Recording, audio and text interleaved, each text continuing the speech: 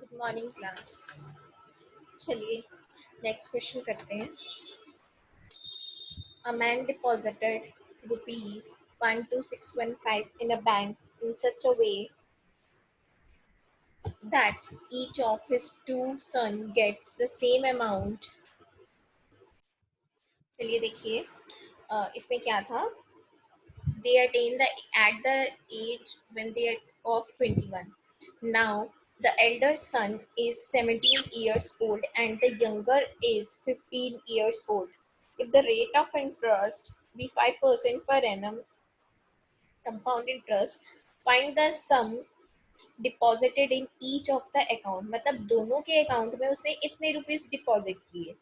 ठीक है, जब दोनों बच्चे उसके 21 ईयर्स की एज में पहुंच जाएंगे तो उनको सेम अमाउंट मिलेगा। उसने इसी तरह से डिपॉजिट किए, यानी कि P1 प्लस P2 आपके पास क्या है 12615। ठीक है, यही हुआ ना आपके पास। P1 प्लस P2 क्या हो गया 12615। तो अमाउंट वन कितना हो गया आपके पास, क्या हो जाएगा P1, मतलब अमाउंट तो सेम ही रहेगा तो उसको ए ही रहने देते हैं। क्या हो जाएगा 1 प्लस 5/100। करंट एज उसकी कितनी है 17, मिलेंगे उसको कितने 21 पे, तो यानी कि टाइम डिफरेंस कितना हो गया 4 इयर्स का। सेकेंड केस में अमाउंट क्या हो जाएगा P2। रेट ऑफ इंटरेस्ट तो क्या है सेम है, लेकिन उसकी करंट एज कितनी है 15 ईयर्स, तो 21 तक जाने के लिए उसको भी 6 ईयर्स लगेंगे। और कह रहे हैं जैसे ही वो दोनों 21 एज पे पहुंचेंगे तो दोनों का जो अमाउंट है उसको सेम मिलेगा। यानी कि मैं इनकी वैल्यूज इक्वेट कर सकती हूँ। चलो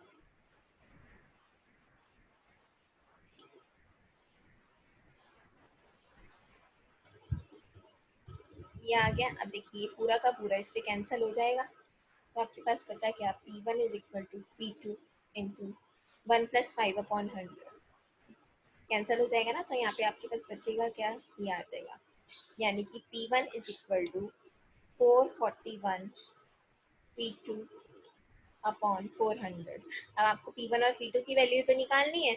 अब आप इक्वेशन नंबर 1 में से अगर P1 की वैल्यू निकाल लें या P2 की निकाल लें, इसमें पुट कर ये आ जाएगी ना, आप यहाँ पुट कर देंगे तो यहाँ से P2 की वैल्यू आ जाएगी। P2 की आ गई तो यहाँ पुट कर दोगे तो P1 की आ जाएगी। हमें यही तो फाइंड आउट करना था कि उसने दोनों के अकाउंट में कितने पैसे डिपॉजिट कराए हैं। ठीक है,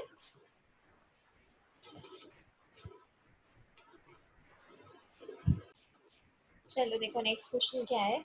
A's capital exceeds B's capital by 441 upon 400 of B's capital। ठीक है, यानी कि बी की कैपिटल जितनी है ए की कैपिटल उससे 441/400 टाइम्स ज़्यादा है। B invests capital at compound interest for 3 years. B का जो भी कैपिटल इन्वेस्ट करने का सिस्टम है वो कंपाउंड इंटरेस्ट पे इतने टाइम पीरियड के लिए और इतने रेट ऑफ इंटरेस्ट पे। एट व्हाट रेट परसेंट पर annum at simple interest A must invest. मतलब ए ने सिंपल इंटरेस्ट पे पैसे इन्वेस्ट किए in order that at the end of 3 years the two amount may be same। ठीक है, यानी कि बी ने जितने पैसे इन्वेस्ट किए उसका जितना अमाउंट है और ए का जो भी अमाउंट है वो सेम होगा। ठीक है, अब देखो ना तो आपके पास क्या है प्रिंसिपल है ना आपके पास रेट ऑफ इंटरेस्ट है, तो लेट कर लें बी की कैपिटल कितनी ले लें ₹100 ले लें। ठीक है ना, तो ए की कैपिटल क्या हो जाएगी, ए की कैपिटल क्या हो जाएगी बी की कैपिटल से उस ये हो जाएगी। इसको सॉल्व करेंगे आप क्या आ जाएगा 441/4, यही आ गया। अब बी ने किस पे इन्वेस्ट किया कंपाउंड इंटरेस्ट पे। टाइम पीरियड कितना लिया उसने 3 इयर्स का। कितने रेट ऑफ इंटरेस्ट पे 5% रेट ऑफ इंटरेस्ट पे। चलो बी का अमाउंट निकालें, क्या हो जाएगा ए इज इक्वल टू टी 100 है 1+r/100 पावर टी। आप इसको सॉल्व करेंगे तो आपके पास, मैं डायरेक्ट लिख रही हूँ सॉल्व करके ये आ जाएगा। ठीक है, ये आ जाएगा। अब आप क्वेश्चन में देखिए क्या है कि ए ने भी सिंपल इंटरेस्ट पे इन्वेस्ट किए और दोनों ने इस तरह से इन्वेस्ट किए कि दोनों के अमाउंट सेम है। इसका मतलब जो बी का अमाउंट आया है, ये अमाउंट है जो बी का अमाउंट आया वो ए का भी अमाउंट होगा, इसका मतलब ए का अमाउंट भी कितना हो जाएगा, ठीक है।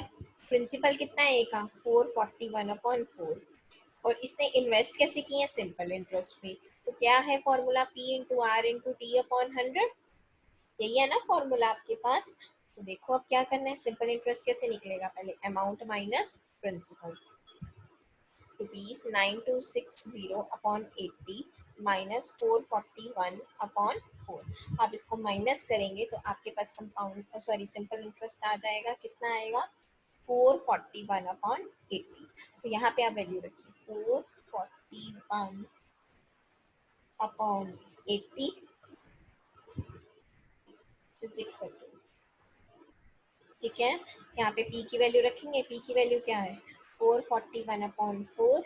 आर तो मुझे निकालना ही है, टाइम पीरियड कितना है इसका भी, 3 इयर्स है, अपॉन 100। ये इससे कैंसिल हो जाएगा, आप यहाँ से आर कैलकुलेट कर सकते हैं। तो आप ये खुद फाइंड आउट करेंगे यार, सिंपलीफाई कर बस, और कुछ नहीं। देखिए क्वेश्चन क्या है, Seema borrowed from Kamal a certain sum of money for 2 years at simple interest, यानी कि सीमा ने कमल से पैसे बोले, ठीक है, कितने टाइम पीरियड के लिए, 2 इयर्स के लिए। रेट ऑफ इंटरेस्ट हमें पता नहीं है, किस पे, सिंपल इंटरेस्ट पे। आगे सीमा लेंड दिस टू हमीद, मतलब सीमा ने कमल से बोरो करके पैसे हमीद को दे दिए, ठीक है, सेम रेट पे, मतलब आर सेम ही है, इसका आर और इसका आर सेम ही है, फॉर 2 इयर्स कंपाउंड इंटरेस्ट, इसने कंपाउंड इंटरेस्ट पे दिए। At the end of 2 years she receive compound interest कितना है, 110 rupees, but paid ₹100 as simple interest. Find the sum and rate of the interest. अब आपको p भी नहीं गिवन है, तो अभी लेट कर लेते हैं फिलहाल के लिए p को p। आगे देखते हैं क्या होता है। अब देखिए सिंपल इंटरेस्ट का फॉर्मूला क्या होता है, p into R into T upon 100। Time कितना है आपके पास, 2 इयर्स ही है, अपॉन 100, ये कैंसिल हो जाएगा। तो यहाँ से पी आर कितना आ गया आपके पास, 5000 आता है, ठीक है। अब आगे कंपाउंड इंटरेस्ट दिया हुआ, पहले अमाउंट निकालते हैं, क्या होता है अमाउंट, कुछ भी नहीं दे रखा ना, तो डायरेक्ट ऐसे ही हो जाएगा। कंपाउंड इंटरेस्ट क्या होता है, अमाउंट माइनस प्रिंसिपल। ये कितना है, 110, अमाउंट की जगह हम लिख सकते हैं।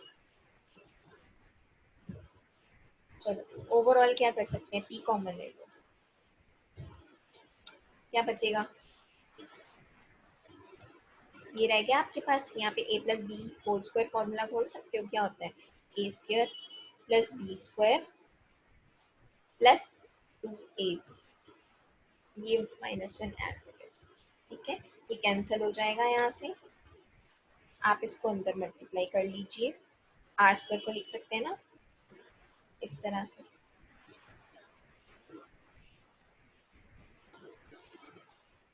ये आ जाएगा ना आपके पास। चलो अब पी आर की वैल्यू ये पड़ी है 5000, यहाँ पुट कर दीजिए,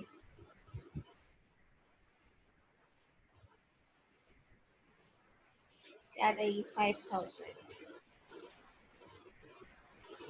इंटू आर, ये कैंसिल हो जाएगा 50 पे। तो पी आर की वैल्यू क्या है, 5000 अपॉन 50। यहाँ से आप आर की वैल्यू कैलकुलेट कर लेंगे, आर की वैल्यू सॉल्व करके आपके पास 20 आ जाएगी, ठीक है। आर की वैल्यू 20 आ गई, तो इस इक्वेशन में आप आर पुट कर देंगे, ये आ जाएगा ना। तो पी कितना आ जाएगा, 5000 अपॉन 20, जीरो से जीरो कैंसिल, कितना देगा 250, पी कितना आ गया ₹250, और आपके पास आर कितना आ गया 20%। चलिए अब आपके पास ये एक्सरसाइज यही खत्म हो गई, कल हम न्यू एक्सरसाइज स्टार्ट करेंगे। Okay bye.